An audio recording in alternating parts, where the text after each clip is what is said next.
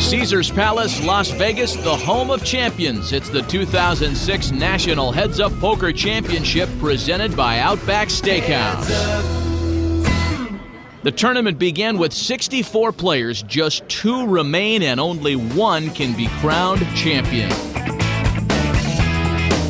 Reaching the final of the National Heads Up Poker Championship takes determination and heart. These 2 champions have more than enough of both. Jesus focuses on tournaments because that's where his expertise lies. Playing against Ted, it's really interesting because he's always got this really nice, kind smile on his face, but he's a killer at the poker table. 2 old friends and rivals who know each other all too well. I'm just going to see what he does and see what he's willing to give me. I'm very excited to play in the finals again. I hope Chris Ferguson comes in second for the 2nd year in a row. The final of the National Heads Up Poker Championship begins now. Matt Vasgersian alongside Gabe Kaplan at Caesars. The long-awaited championship showdown. The quiet intimidator Ted Forrest. Ted Forrest, who, unlike everybody else, takes off his glasses as soon as the match starts. Taking on now 2-time heads-up finalist Chris Ferguson. They've both won 5 matches to get here, and they'll settle it now in a best-of-3 final. These players have both been the intimidators in our championship. They have thrown other players off their games. It's going to be really interesting to see who's going to take the role of the intimidator in this particular match. Both players are suited here. Ace Trey for Forrest, King Deuce for Ferguson. And the flop is Trey 6-10. Ted Forrest has flopped a pair of 3s. Chris Ferguson needs 2 spades to make a flush. We should note that each player starts this championship table with $640,000 in chips. 10s pair on the board here. Ted realizes he probably has the best hand here. Bets $30,000. Chris has nothing. But in this match, both players want to have the momentum from the beginning. But Chris isn't going to take a chance. Go over the top here, raise Ted Forrest. I don't know if Ted would have called, but the first decision here is to Ted Forrest. So our final matchup is set, and for the 2nd consecutive year, Chris Ferguson has a seat at the final table. Just unbelievable. It sure is. With all the variables involved in the game of poker, it is just super impressive. It equates, in my opinion, to Johnny Chan and Doyle Brunson winning the World Series of Poker 2 years in a row. It is just an amazing achievement, whether or not he wins. Well, speaking of winning, how do you rate his chances against a more unorthodox player like Ted Forrest? Kids, when you describe the play of Ted Forrest, we have to look under the letter S. S is for spooky. When all the players say that Ted Forrest is spooky, it means they can't figure out how he plays a game of poker. He just seems to get the right cards at the right time, and he is one of the most consistent winners in the tournaments and in the big cash games. So we return back to match 1 in this best-of-3 final. Blinds at 10 and 20,000. And we'll see if the spook factor continues in this match. Suited Queen 9 for Forrest here. He calls. Pair of 6s for Chris Ferguson. Should be good enough to entice a little raise here. There's Amir Vahidi. He was eliminated in the round of 16. Still seated in the non-smoking section. Linda Tripp is also watching the match behind him, recording everything. Chris has raised $45,000 more. And Ted Forrest immediately calls.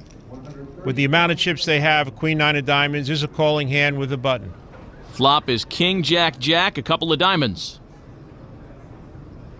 Now Ted Forrest has flopped an inside straight flush draw, and Chris Ferguson did not bet to see where Ted Forrest was at, so Ted's going to bet here. He doesn't have anything right now, but he's got a great draw, which actually makes him a 2-to-1 favorite to win the hand. Well, Forrest has bet $75,000 here. And it looks like Chris Ferguson is calling.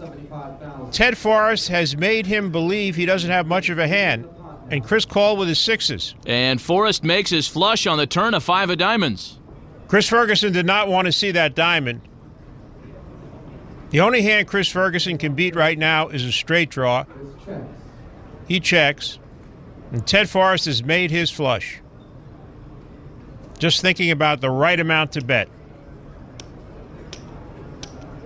And he bets the same amount that he did on the flop, $75,000. Very smart.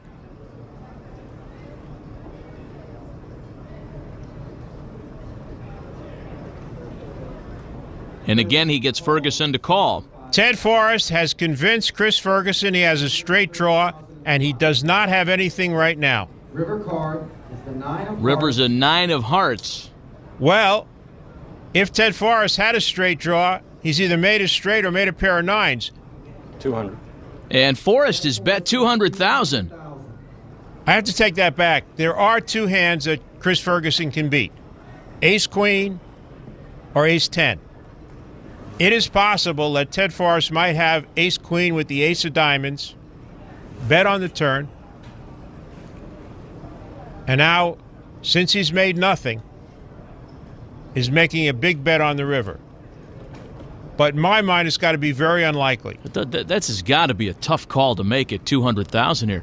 Let's try it. It's almost an impossible call to make, but he's done it. He's called a huge pot early on in match 1 of this best-of-3 final, and Ted Forrest takes down a big one.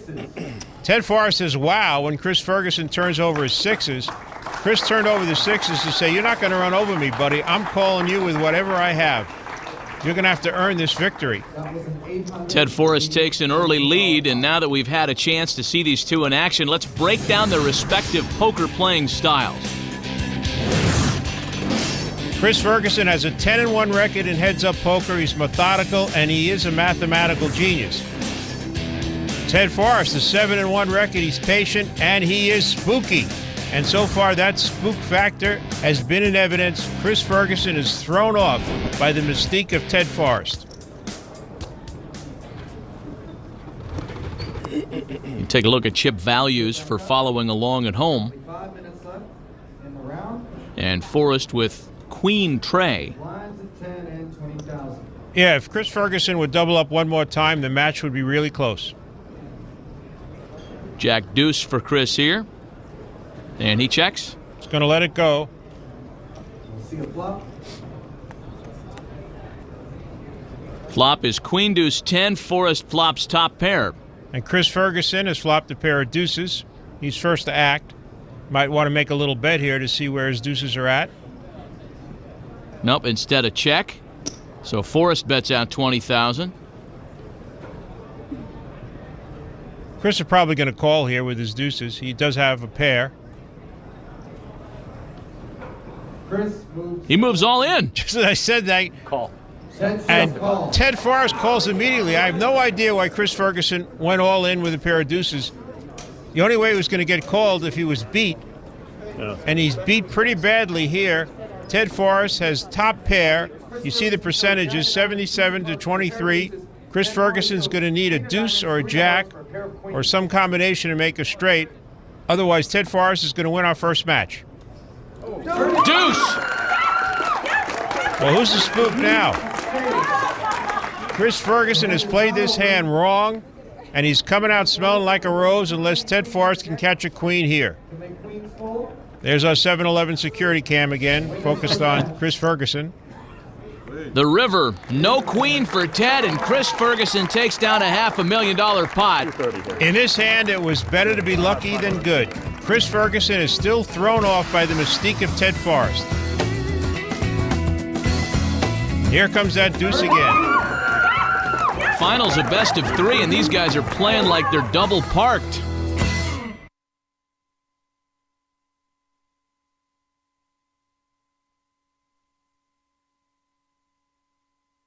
Welcome back to Caesars Palace, Las Vegas, and the finals in the National Heads Up Poker Championship. Inside the poker room, Chris Ferguson and Ted Forrest in a best of 3 for the national title. Each player's won 5 matches to get here, and for Ted Forrest, some were more difficult than others.